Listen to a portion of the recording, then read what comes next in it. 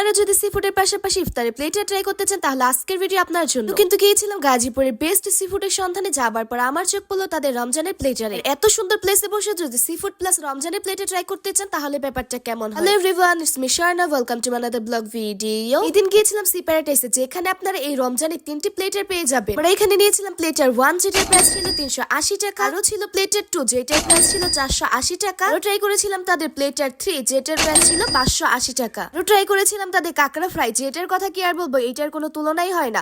ফিরে আসি তাদের রমজানের প্লেটারে। ফার্স্ট প্লেটারে থাকছে fried rice, egg omelette, chicken shashlik, খেজুর 2 পিস, 2 ধরনের ফল 2 পিস, সালাদ এবং জুস। আর অন্য জায়গায় অমলেটের ব্যাড স্মেল আসলেও ভাই এটা এত মজা ছিল। আর চিকেন সাজলিকের কথা নাই বলি। সেকেন্ড প্লেটারের মধ্যে থাকবে একটি রূপচাঁদা ফ্রাই, থাকবে অমলেট, যেইটার টেস্ট মুখে লেগে থাকার মতো।